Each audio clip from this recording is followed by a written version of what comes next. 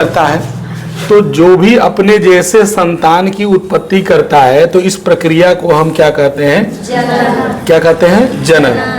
फिर हम लोग थोड़ा सा पढ़े थे जीवन अवधि के बारे में, या इसको जीवन काल बोलिए या अंग्रेजी में लाइफ स्पान बोलिए, है ना। तो उसको टाइम पे आया करो, नहीं तो बारी कर देंगे कल से। 2 बजे टाइम है तो 1:45 तक आके बैठल रहो, मेरा जोड़ती मत करना। हमारा बीच में बार बार कहते हैं हमरा खूर खार ये सब बिल्कुल नहीं पसंद है, बात समझो। हम चिड़चिड़ा जाते हैं सब चीज से, हमको चाहिए बिल्कुल शांति। और जो भी लेट से आएंगे कल 2 बजे के बाद, कल से बाहर रहिएगा। अरे हमको लेट होता है कभी कभी कि हमको काम हो जाता है, हम ऑफिस जाते हैं, वहां से भाग के आते हैं। आप लोगों को कौन सी लेट होता है जी? 12-1 बजे 2 बजे क्लास है, उसके बाद भी 2:15 तक आने का तरीका क्या है? तो हमरा आने से पहले जो घुस गया, उसके बाद शटर गिरा देना, कल से घुर के जाएगा। बिना टाइट होले ये सब कोई उपाय नहीं है। तो लाइफ स्पान भी हम लोग पढ़े कि हर जीव अपने साइज के आधार पर नहीं बल्कि अपनी आंतरिक संरचना के आधार पर एक उम्र तक क्या करता है? जीता है। और जितना उम्र तक वो जीता है, जन्म से लेकर प्राकृतिक मृत्यु तक, है ना, उस पूरे दौर को हम कहते हैं जीवन काल, जीवन अवधि कहते हैं। बात समझ में आया? अब इसी प्रकार हम लोग पढ़े जनन, और जनन का हम लोगों ने पढ़ा कि जनन कितने प्रकार के होते हैं? 2 प्रकार के। एक जनन जिसे हम अलैंगिक जनन कहते हैं, जिसमें एक ही जीव क्या करते हैं? भाग लेते हैं, दूसरे जीव की आवश्यकता नहीं होती है। और दूसरा एक जनन है जिसको हम क्या कहते हैं? लैंगिक जनन। तो लैंगिक जनन किसको कहते हैं भैया? जिसमें 2 जीव भाग लेते हैं। जैसे अगर हम पुरुषों में बात करें तो यानी इंसानों की बात करें तो इंसान में जब तक 2 जीव आपस में नहीं मिलेंगे तो जनन का काम नहीं होगा। तो जब 2 जीव आपस में मिलते हैं तो उसी को हम क्या कहते हैं? लैंगिक जनन, है ना। और एक ही जीव से अगर काम हो जाए तो उससे हम क्या कहते हैं? अलैंगिक जनन। आपको ये भी बताए थे कि पृथ्वी पर जो भी जन्म लिया है उसका मरना निश्चित है, सिवाय किसके? एक कोशिकीय जीव। जितने भी एक कोशिकीय जीव है वो कभी मरते नहीं है, बल्कि वो अपने शरीर को तोड़ करके या ब्रेक करके द्विखंडन बहुखंडन, अभी तो वही पढ़ेंगे, आज इतना ही पढ़ेंगे हम लोग, है ना, और करके वो फिर से अपने शरीर को बनाए रखते हैं। वो कभी समाप्त होता नहीं है। तो बाकी सारे जीव मरते हैं लेकिन एक कोशिकीय जीव कभी मरता नहीं है। अब आइए अलैंगिक जनन, हम लोग लैंगिक भी पढ़ेंगे और अलैंगिक भी पढ़ेंगे। अलैंगिक जनन का वर्गीकरण पढ़ेंगे कि अलैंगिक जनन होता कैसे कैसे है। तो अलैंगिक जनन 5 तरीके से होता है। और अलैंगिक जनन का मतलब समझ में आ गया कि जनन का मतलब अपने जैसे संतान की उत्पत्ति करना, उसको क्या कहते हैं? जनन। और जिस जनन में एक ही जीव भाग ले उसी को कहते हैं अलैंगिक जनन। और अलैंगिक जनन का तरीका कितना है? 5। पहला हम बोलते हैं क्या चीज? विखंडन। एक विधि है विखंडन विधि। दूसरा हमारा क्या है? बीजाणु जनन। तीसरा पुट्टी भवन। और चौथा क्या है? मुकुलन। और 5वां हमारा है क्या? खंडीकरण।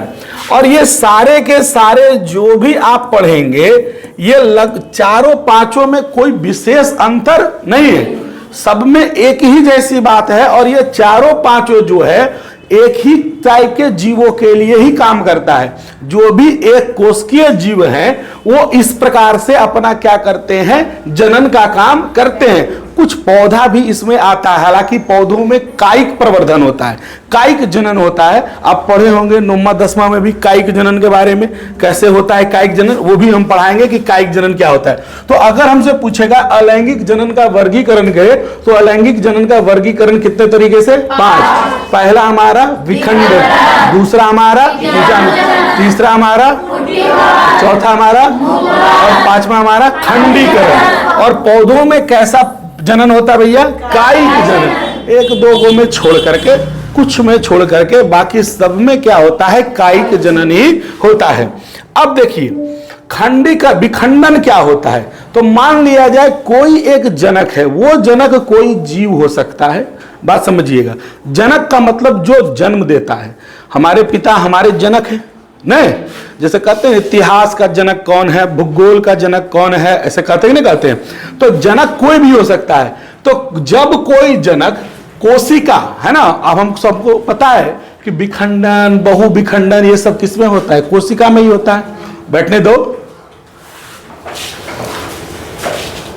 तू लोग बैठती है तो सट के बैठ जाओ, है ना, कि कोई आए तो ये ना समय मत बर्बाद करो।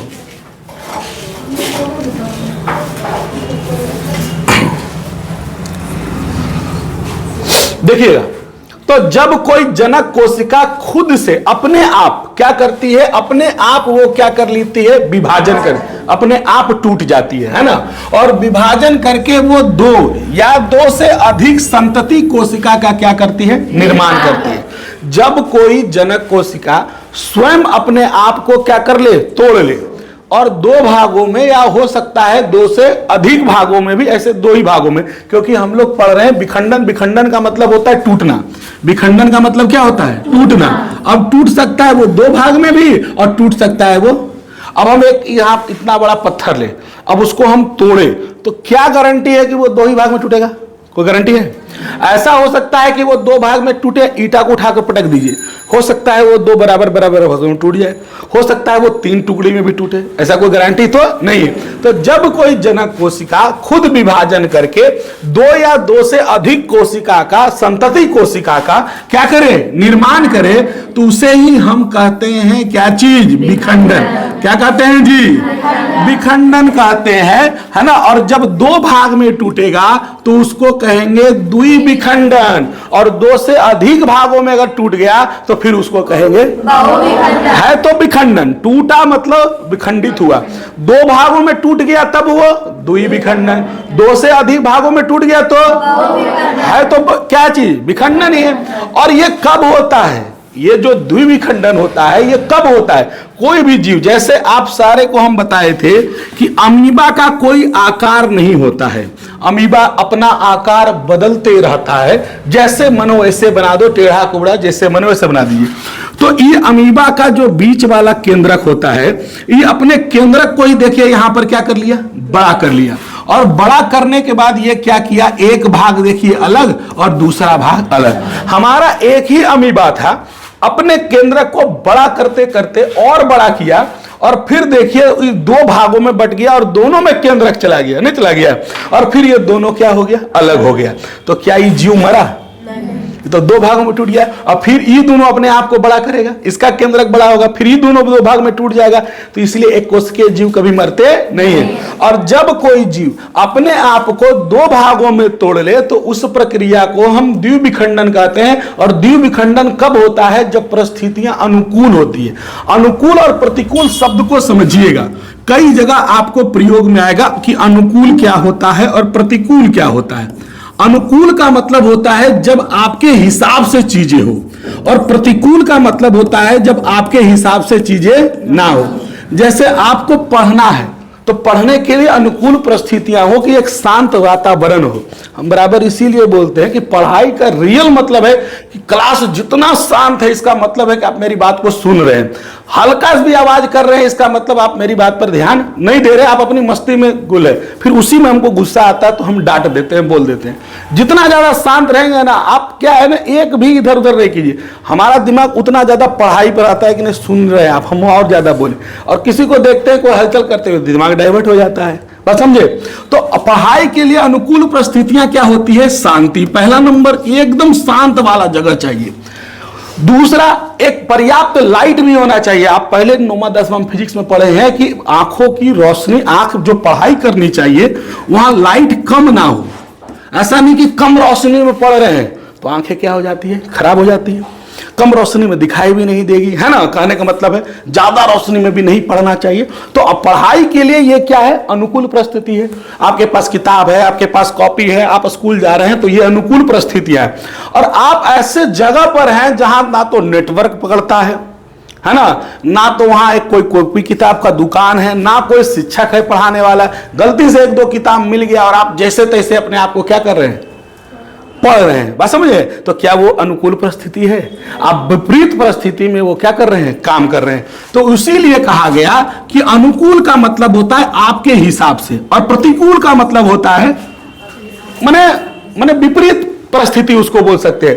तो जब अमीबा देखता है कि हमको सब चीज बढ़िया मिल रहा है, मौसम अच्छा है, खाना ठीक ठाक मिल रहा है, सब चीज बढ़िया मिल रहा है, तभी होता है द्विविखंडन। ऐसे द्विविखंडन नहीं होता है। द्विविखंडन समझ में आ गया?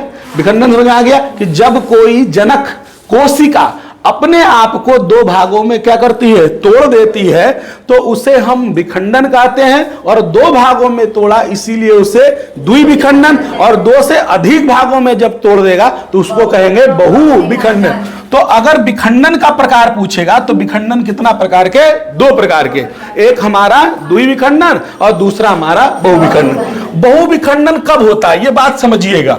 बहुविखंडन होता है प्रतिकूल परिस्थितियां में, जब स्थितियां ठीक ना हो, बाहर बहुत ज्यादा मौसम खराब हो, भोजन नहीं मिल रहा हो, ऐसा लग रहा हो कि हम बचेंगे नहीं, वैसी परिस्थितियां में उसको बोलते हैं प्रतिकूल परिस्थितियां। वैसी परिस्थितियां में ये सारे जो एग्जाम्पल है अमीबा के लिए है, पैरामीशियम के लिए है, यूग्लिना के लिए है। कई लोगों को आपको दिमाग में ये चल रहा होगा कि अमीबा अमीबा तो आप सुनते आए हैं तो आपको अच्छा लग रहा होगा, पैरामीशियम नाम ले लिए थोड़ा अल्टर लग रहा होगा, यूग्लिना नाम ले लिए थोड़ा अल्टर नाम लग रहा होगा, सिकोया वृक्ष का नाम लिए आपको पता ही नहीं। तो जैसे जैसे आप आगे बढ़ेंगे नए चीजों से परिचित होना होगा। अब हम कहेंगे कलम, तो कलम का मतलब भैया आपके दिमाग में है, इसलिए आपको समझने की कोई आवश्यकता, आप नया वर्ड सुन रहे हैं इसीलिए आपको थोड़ा सा ये लगता होगा कि क्या बोल रहे हैं, नहीं समझ में आया। भाई उसको आप जानिए कि सिकोया का वृक्ष जैसे आम का वृक्ष, वैसे जैसे अमीबा एक जीव है वैसे पैरामीशियम भी जीव है। तो इसमें बहुत ज्यादा टेंशन लेने की जरूरत नहीं है। उस बच्चों के माइंड में ये चलता है कि कुछ ही बोल रहे हैं, समझे में नहीं आ रहा हमको। तो आप अभी तक जितना ज्यादा आगे बढ़ेंगे नए नए चीजों से क्या होंगे, परिचित होंगे, और परिचित होते जाएंगे तो आपको समझ में आएगा। जब दोबारा कोई आपके पास चर्चा करेगा तो कहेगा ना नहीं तो जानते ही हैं हमें। इसलिए परिचित जब हो तो बहुत ज्यादा आश्चर्य करने की जरूरत नहीं है। तो बहुविखंडन कब होता है, जब परिस्थितियां क्या हो, प्रतिकूल हो, है ना, और इस समय अधिक संतति का निर्माण होता है। और जनक से जो मान लिया जाए, जो भी जनक मान लिया है और उससे जो जन्म लेगा, तो जनक अगर इतना बड़ा है तो उससे उसका जो बेटा होगा यानी संतान होगा वो क्या होगा, बहुत ही उससे क्या होगा। बहुविखंडन में जो संतति बनता है, जो नया बनता है, वो अपने जनक से बहुत ही क्या होता है, छोटा होता है। देखिए ये मान लिया जाए कोई एक जीव है और ये जीव लग रहा है कि अनुकूल परिस्थिति नहीं है, प्रतिकूल है, तो अंदर में अपने आप ढेर सारा बनाना क्या करेगा, शुरू करेगा। और जैसे ही उसके हिसाब से वो बनाते जाएगा बनाते जाएगा बनाते जाएगा अंदर में, है ना, और जैसे ही देखेगा कि स्थिति ठीक ठाक हुई, एक बार वो क्या हो जाएगा, फूट जाएगा। और फूटेगा तो ढेर सारा क्या हो गया, जन्म ले लेगा। तो ऐसी को हम कहते हैं क्या चीज, बहुविखंडन। विखंडन की परिभाषा समझ में आ गई कि नहीं समझ में आई, कि एक कोशिका जब क्या करे, दो या दो भागों में, तो उसको कहते हैं दो भागों में टूटा, इसलिए दो से ज्यादा भागों में टूटेगा उसे द्विविखंडन कब होगा, जब अनुकूल परिस्थितियां में। बायोलॉजी अगर ठीक से पढ़ लीजिएगा नहीं, और भी हमको जितना आता है उतना पढ़ा रहे हैं, हम बायोलॉजी का स्पेशलिस्ट नहीं लेकिन फिर भी पढ़ा रहे हैं आपको, ठीक है। जो हम पढ़े हैं या जो हम पढ़ रहे हैं उसको आपको बेस्ट समझा रहे हैं। इसी से नीट का एग्जाम निकल जाता है। नीट जो होता है मेडिकल जिसको बोलते हैं, इसी से लोग निकाल लेते हैं, है ना। लेकिन ढंग से पढ़िएगा तो ये बेसिक है, बेसिक अच्छा समझ में आगे चलकर किसी भी शिक्षक के पास जाइएगा तो आपको मजा आएगा पढ़ने में, समझ में आएगा, फिर आपको पढ़ने में रुचि। जहां पढ़ाई में बेसिक आपका गड़बड़ हुआ, ऊपर जितना हायर क्लास में जाएंगे उतना आपका क्लास में जब तक रहेंगे माथा दर्द बनते रहेगा। कुछ ही पढ़ा रहे हैं समझ में नहीं आ रहा, जबरदस्ती देखना पड़ रहा है ना, क्योंकि आपका बेसिक क्या है, 0 बटे सन्नाटा है। यही कारण है, जिसका बेसिक अच्छा होता है उसको मजा आता है पढ़ने में, समझ में आता है। जैसे मैथ कभी बनाते हो, बन रहा है तो बन रहा है तो बन रहा है, और ना बन रहा है तो चिड़चिड़ा जाता है मियाँ, नहीं होता है। इसीलिए कहता है कि बेसिक 8, 9, 10 अच्छे से जितना पढ़िएगा, हायर स्टडीज में पढ़ने में उतना ज़्यादा मजा आएगा। और बेसिक पते नहीं है, इंटर में गए तो नया शब्द आ जाएगा लेमडा, अब पते नहीं लेमडा क्या होता है, लेमडा यूज है ना कि अब पता कहेगा कौन चीज सर पढ़ा रहे हैं ना। तो यहाँ पहले पढ़िए, मेहनत कीजिए, है ना, और जो नहीं किए कम से कम यहाँ ध्यान दीजिए। तो बहुविखंडन कब होगा? जब अनुकूल परिस्थितियां नहीं होगी। मान लिया जाए कि कल आज बारिश हो गया, कल दुकान खुलेगा, तो तुम क्या करोगे? मिठाई का तुम्हारा दुकान है तो तुम क्या करो? घर में मिठाई बना बना कर स्टोर करोगे। और जब स्थिति ठीक ठाक है तो बाहर बैठ बनाओगे कि नहीं बनाओगे? और कोई समय ऐसा आता है कि नहीं भाई, प्रतिकूल परिस्थितियां दुकान के लिए ऐसी हो जाएगी कि बिक्री खूब, जो नॉर्मल बिक्री से क्या हो गया, बहुत ज्यादा, तो उस समय उसको है तो अनुकूल है लेकिन प्रतिकूल कह सकते हैं, क्योंकि उसमें प्रेशर क्या हो जाएगा, ज्यादा हो जाएगा। तो पहले मिठाई पहले बाहर निकाल देता है, ले इन्हें 2 किलो, इन्हें 2 किलो, इन्हें 4 किलो। अभी देखो तिलकुट बेच रहा है, सब गोदाम में रख ले है, दुकान में रख ले है, और 14 जनवरी आएगा तो रोडवा पसार देगा। तो क्या करता है? पहले स्टोर कर ले जाता है, एक बार फूट जाता है ना। तो इसी को हम बोलते हैं क्या चीज? बहुविखंडन। बहुविखंडन का मतलब एक से ज्यादा, 2 से ज्यादा भागों में जब टूटता है तो उसको क्या कहते हैं? बहुविखंडन। आइए अब आया, हम अभी तक पढ़े विखंडन ही पढ़े हैं बस। विखंडन का कितना भाग? 2 भाग, जिसको बोलते हैं द्विविखंडन और बहुविखंडन। अब दूसरा पॉइंट हमको समझना है, अलैंगिक जनन ऐसे भी होता है, उसको बोलते हैं पुट्टी भवन। और ये पुट्टी भवन क्या है? पुट्टी भवन भी विपरीत परिस्थिति में ही होता है। विपरीत परिस्थिति में जब अमीबा, है ना, और या तो पैरामीशियम अपने बाहर 3 लेयर का आवरण बना लेते हैं, जिसे हम बीजाणु, है ना, बीजाणु कहते हैं, और बाहर उपस्थित सीलिया या सूडोपोडिया को क्या कर देते हैं? ढक देते हैं। आपके सामने 2 फिगर है। एक फिगर ये अमीबा का है, जो ये आप देख रहे हैं ना, इसी को हम सीलिया कहते हैं। क्या कहते हैं जी? इसको क्या कहते हैं? सीलिया। इसी से वो कोई अमीबा एक स्थान से दूसरे स्थान पर जाता है, चलने फिरने में अमीबा को कोई मदद करता है, तो वो कौन सा मदद करता है? सीलिया। और ये जो अमीबा देख रहे हैं, क्या बोले, अमीबा का आकार कुछ कभी कैसे, कभी जो चलना है तो ऐसे बन जाएगा, और खाना है तो 75 को मुंह बना लेगा। यो मुंह है, यो मुंह है, यो मुंह है, जिन्हें आ गया उन्हें और क्या करेगा, और मुंह बड़ा कर लेगा, उसके बाद लेगा बंद कर। जो कीड़ा वाला क्या करता है, वो अपना मुंह को और बड़ा कर देगा। जैसे मान लीजिए यहाँ एक कीड़ा है, धीरे धीरे ऐसे से बढ़ाएगा, इन्हें बढ़ाएगा, अब अगुआ देगा बंद कर, जाओ कहने जाओगे तो बंद हो गया बेचारा। अब एक चूस लेगा, चूस के फेंक देगा, फिर जब आओ जो उसका टानना है टान लिया, और उसके बाद क्या किया? फेंक दिया। तो अमीबा इस प्रकार से काम करता है। और ये जो अमीबा का इस प्रकार का जो आकार है, और जो बाहरी भाग है इसका जो मुंहा है, इसी को कहते हैं सूडोपोडिया। क्या कहते हैं? सूडोपोडिया। और जब अमीबा के अनुकूल परिस्थितियां नहीं होती है, उसको लगता है कि अभी मौसम ठीक नहीं है, या उसको जो चाहिए वैसा हिसाब से मिल नहीं पाता है, तो अपने आगे पीछे यानी गोल गोल गोल आवरण बना लेता है 3 लेयर का। कितने लेयर का? 3 लेयर का बना लेता है। इसको हम कहते हैं बीजाणु। क्या कहते हैं जी? क्या कहते हैं? बीजाणु। और इस पूरे प्रक्रिया को ही हम कहते हैं पुट्टी भवन। क्या कहते हैं? और सूडोपोडिया को भी ढक लिया, और ये पुट्टी भवन किसको ढक लिया? सीलिया को भी ढक लिया। तो पुट्टी भवन का क्या मतलब हुआ कि जब अमीबा या कोई भी एक कोशिकीय जीव जैसे पैरामीशियम, अब उसका स्थिति अगर प्रतिकूल स्थिति में है, और उसको अगर लग रहा है कि अभी जनन करने का ठीक समय नहीं है, तो अपने चारों ओर 3 लेयर का एक आवरण बना लेता है, अपने आप को क्या कर लेता है? ढक लेता है। और उसी को हम कहते हैं क्या? पुट्टी भवन, जिसे हम बीजाणु भी क्या कहते हैं? इस लेयर को क्या कहते हैं? बीजाणु। और ये जो होता है उसके बाद यही धीरे धीरे क्या हो जाएगा? फूट जाएगा, जो आगे हम पढ़ाएंगे। तो पुट्टी भवन समझ में आ गया। ऐसो घर में पुट्टी कराते हैं, नहीं कराते हैं? तो एक वो दीवार पे 1 लेयर, फिर 2 लेयर, फिर क्या होता है? घिसैया होता है कि नहीं होता है?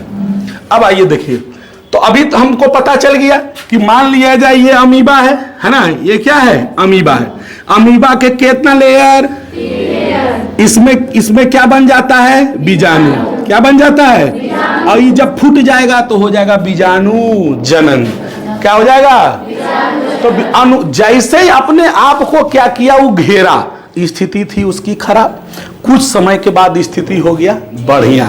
बढ़िया हुआ तो क्या हो जाएगा, अंदर जितना वो बनाया संतति अपना छोटा छोटा, वो क्या करेगा, फोड़ेगा। और उसी जैसे ही अनुकूल परिस्थितियां आएगी, बीजाणु आपस में क्या हो जाते हैं, विभाजित हो जाते हैं और अधिक संख्या में बीजाणु का क्या करते हैं, निर्माण करते हैं, जो बहुविखंडन के द्वारा होता है। इसे ही हम क्या कहते हैं, बीजाणु जनन कहते हैं। तो जब बीजाणु जनन की बात होगी तो पुट्टी भवन को याद कीजिएगा, और पुट्टी भवन जब टूटेगा तो बहुविखंडन होगा, एक बार 10, 20, 50 को होगा, है ना, क्योंकि उसमें पहले से बंद होते होते उसमें बीजाणु बनना क्या हो जाता है, शुरू हो जाता है और फूटता है। अबरी जो जन्म हुआ किससे हुआ, बीजाणु से हुआ, इसलिए इसका नाम क्या रखा, बीजाणु जनन। आगे देखिएगा, मुकुलन क्या होता है। मुकुलन का मतलब होता है, जैसे ये पौधा है और ये पौधा कैसा है, हाइड्रा पौधा है, इसका नाम क्या है, हाइड्रा, और इसका नाम क्या है, ईस्ट। क्या नाम है जी, ईस्ट। इन दोनों में मुकुलन के द्वारा क्या होता है, जनन होता है। और मुकुलन किसको कहते हैं, इस चीज को समझिएगा।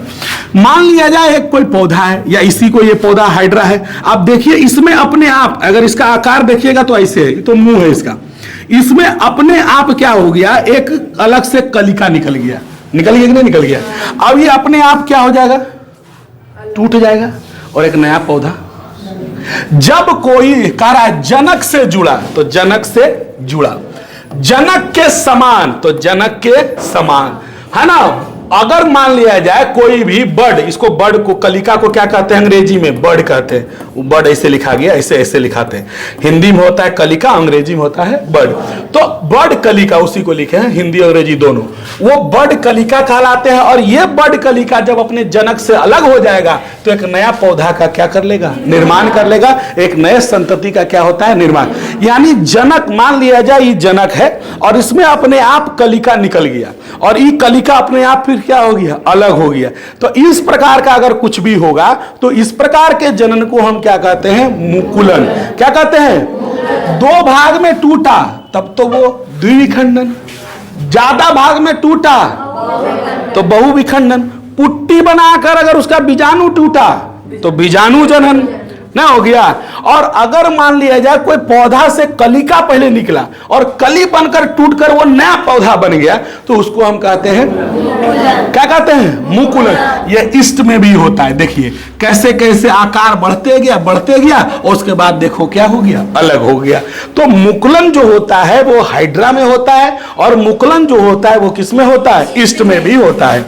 आगे हम देखेंगे, मुकुलन दो प्रकार के होते हैं। कितने प्रकार के होते हैं, याद रखिएगा, एक बाह्य मुकुलन और एक बाह्य मुकुलन। किसमें होता है, हाइड्रा में। जब मुकुलन का काम जनक के शरीर के कहां हो, बाहर हो, तो हाइड्रा में। तो अभी आप देखे जनक के शरीर के क्या था, तो वैसे मुकुलन को कहते हैं बाह्य मुकुलन। और जब मुकुलन का काम जनक के शरीर के अंदर हो तो उसको हम क्या कहते हैं, आंतरिक मुकुलन। कोई दिक्कत नहीं। और आंतरिक मुकुलन किसमें होता है, स्पॉन्ज में होता है। अब फिर आपको समझ में आ रहा होगा, स्पॉन्ज एक नया वर्ड है। तो स्पॉन्ज कुछ नहीं, एक समुद्री जीव है जो चलता फिरता नहीं है, एक जगह क्या रहता है, स्थिर रहता है। आप देखिएगा, है ना, जब समुद्र का सीन दिखाता है फिल्मों में, या ऐसे भी स्विमर जब उसमें अंदर जाते हैं तो बहुत सारा ऐसा ऐसा घास पात पड़ा रहता है। ऐसे स्पॉन्ज किसको कहते हैं, एगो रुई नियर रहता है, अगर पानी उसमें सटा दो तो रुईबा उसको क्या करेगा, रसगुल्ला क्या कहते हैं, स्पंज दो।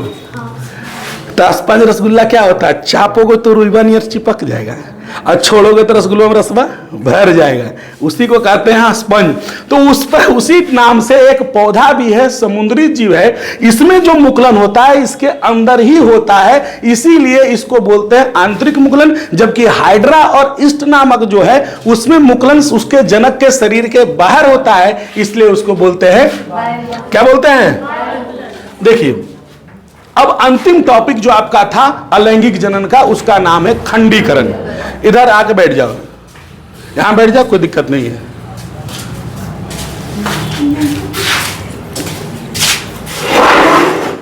देखिएगा जी, खंडीकरण क्या है। हम जितना अभी एग्जाम्पल बताएं सब में अमीबा का प्रयोग बताएं, हाइड्रा का प्रयोग बताया, हम इसलिए बोले कोई किसी से अलग नहीं है, बस टूट रहा है, अलग हो रहा है, कोई ऐसे हो रहा है, ऐसे हो रहा है, और नया संतति का जन्म हो रहा है। ये खंडीकरण क्या है? तो ये एक पौधा है जिसका नाम है क्या? हाइड्रा। एक जीव है जिसका नाम क्या है? हाइड्रा। और ये हाइड्रा को अगर हम दो भागों में क्या करें? काट दे, खंड कर दे। एक होता है अपने आप टूटना, वो हो गया विखंडीकरण, विखंडन हो गया। एक हुआ कि हम क्या किए? काट दिए, खंडित कर दिए। और जब खंडित करते हैं तो हाइड्रा अपने आप दो भागों में क्या हो जाता है? बन जाता है। अपने आप दो भाग में बन गया और दोनों नया पौधा बन गया। ऐसा नहीं कि एगो मर गया एगो बचा या दोनों मर गए, नहीं। एक हाइड्रा को देखिए कैसे किया गया, दो भाग में काटा गया और ये भी तैयार हो गया और फिर देखिए दोनों क्या हो गया? बड़ा हो गया। तो हाइड्रा और प्लानोरिया है ना, ऐसे जीव हैं जिसमें क्या होता है? खंडीकरण होता है। हाइड्रा में हालांकि क्या होता है? मुकुलन भी होता है और हाइड्रा में खंडीकरण भी होता है। आपको दोनों का एग्जाम्पल बता रहे भैया। एक आदमी है वो कहीं पर चाचा बन जाता है, एक आदमी है जो कहीं पर भाई बन जाता है, एक आदमी है जो कहीं पर पिता बन जाता है। तो दमिया एक हुए दूगो, जो जहां जैसा काम करेगा उसका एग्जाम्पल वैसा ही दिया जाएगा। तो ये था आपका खंडीकरण। कोई दिक्कत समझ में आया? चलो हिंदी निकालो।